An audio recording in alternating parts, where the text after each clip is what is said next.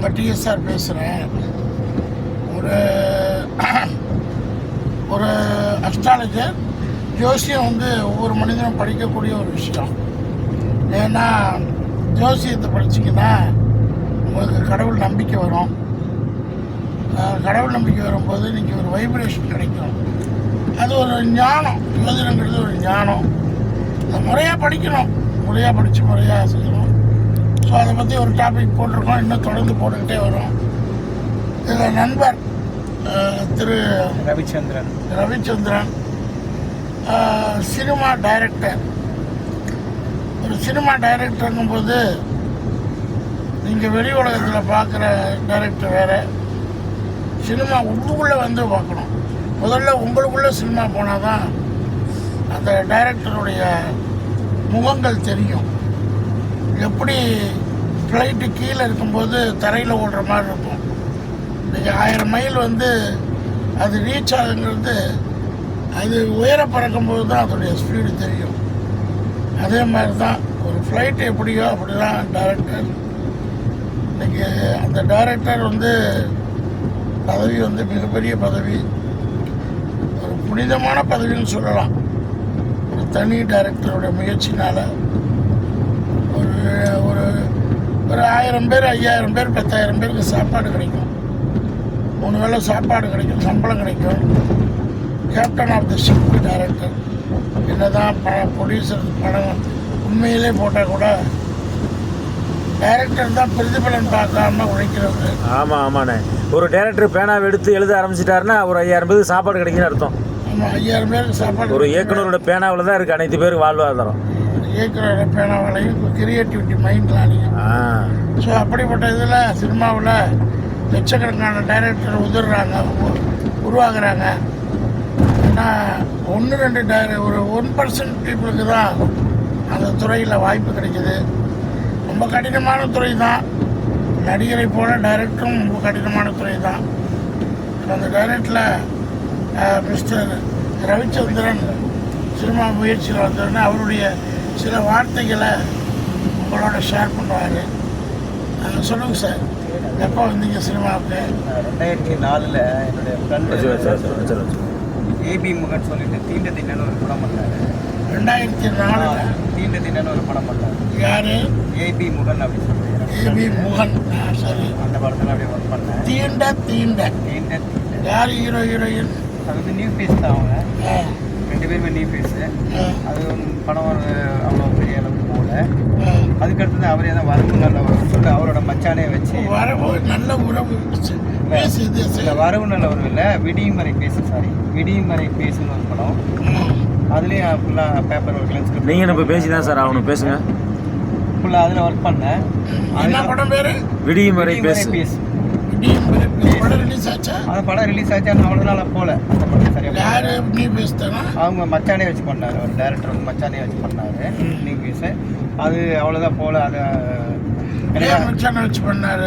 Financial பிரச்சனை தான். அவரை ஒரு ஹீரோவாக ஆக்கணும், அவர் ஹீரோவாக ஆக்கிக்கலாம், நம்ம இது பண்ணலாம் அப்படின்னு. ஏன்னா அவர் ஹீரோவானா அவருக்கு சப்போர்ட்டடாக இருக்கும்ல. மச்சானை வச்சு ஹீரோ வச்சு படம் பண்ணார். அந்த படம் நல்லா ஒன்றுச்சா? இல்லை, அவ்வளோதான் போகல சார், அதுவும் போகல. அதுக்கப்புறமா நான் என்ன பண்ணேன், அதுலேருந்து எனக்கு வந்து ஒரு இன்ட்ரெஸ்ட் இல்லைங்க இந்த மாதிரி இடங்கள்ல ஒர்க் பண்ணுறதுல. இன்னும் கொஞ்சம் சேஞ்சஸான ஒரு இடத்துல ஒர்க் பண்ண. சினிமாவோட முதல் படி 2வது படி 3வது வேற ஒரு ஜோனலில் நம்ம போனோம் அப்படின்னு சொல்லிட்டு மிஸ்டர் ஸ்டீஃபன் சொல்லிட்டு நம்ம இப்போ வந்து ரத்தன்லிங்கன்னு சொல்லிட்டு இருக்காங்க அந்த டேரக்டர். அவங்க வந்து லாக்குன்னு படம் பண்ணியிருக்காங்க. ஆமாம், அதுக்கு முன்னாடி வந்து அட்டுன்னு ஒரு படம். அட்டு கேள்விப்பட்டிருக்கேன், நல்ல படம். அந்த படத்தோடைய அசோசியேட் டைரக்டர் தான் நான். அட்டு நல்லா கமர்ஷியலாக ஹிட் ஆச்சுல்ல? ஆமாம், இல்லை ஓரளவுக்கு நல்லா போச்சு. பட் இன்னும் நல்லா ப்ரொமோஷன் பண்ணி தான் நான் சூப்பர் டூப்பர் ஹிட் ஆகிருந்தேன். மாக்காப்பாவா ஹீரோ? இல்லை இல்லை இல்லை, ரிஷி ரித்விக்னு சொல்லிட்டு ஒரு நியூ பீஸ் தான். அவரு பண்ணாரு படம். நல்ல நீங்கள் கோ டைரக்டரா? Associate director. ஆக்சுவலாக நான் எல்லா ஒர்க்கும் நான் பண்ணேன். கோ டைரக்டர் ஆல்ரவுண்டர் அதில் பண்ணார் இவர். ஆல்ரவுண்ட் ஒர்க்கும் நான் தான் பண்ணேன். பட் இருந்தாலும் எனக்கு மேலே இருந்ததுனால 2 பேர் இருந்ததுனால நான் வந்து பரவாயில்லன்னு சொல்லிட்டு அசோசியேட் கார்டே வாங்கிட்டேன். அசோசியேட்டே நான் கார்டு வாங்கிட்டேன். அதில் ஃபுல்லாக நார்த் மெட்ராஸ் தான்.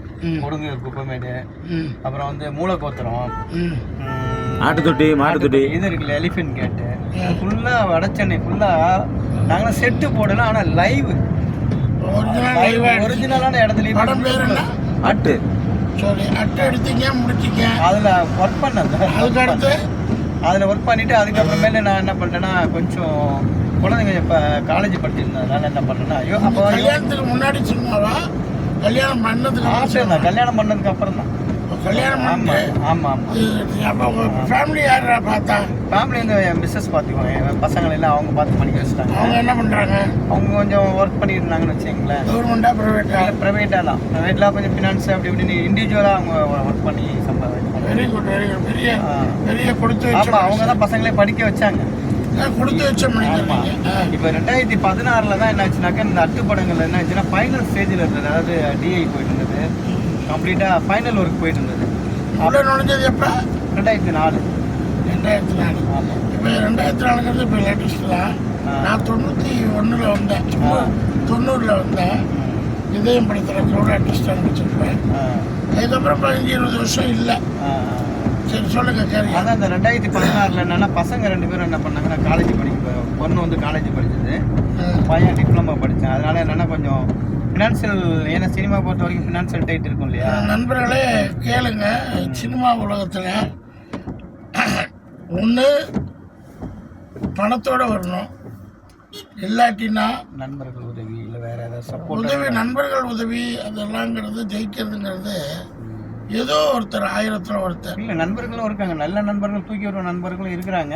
இல்லை, 1000ல் ஒருத்தர் ஃபினான்ஷியல் சப்போர்ட் பண்ணுறவங்களும் இருக்காங்க. அது அவங்க அது நான் என்ன சொல்கிறேன்னு கேளுங்க. ஒரு டைரக்டர் ஒரு 4-5 படத்தில் அசோசியேட்டாக ஒர்க் பண்ணவர், இன்னும் படம் பண்ணலை. கிட்டத்தட்ட 2004 என்ட்ரி நான் ஒரு 20 வருஷம் ஆமாம். சினிமாவில் இருக்காரு. அப்போ இவர் ஏன் இன்னும் பெரிய படத்தை நேற்று இப்போ 2020 வந்தவங்கலாம் பெரிய டைரக்டர் ஆகிட்டாங்க. ரைட்டு. இல்லை சொல்கிறேன், இப்போ 2015 வந்தவங்க பெரிய டைரக்டர் ஆகிட்டாங்க.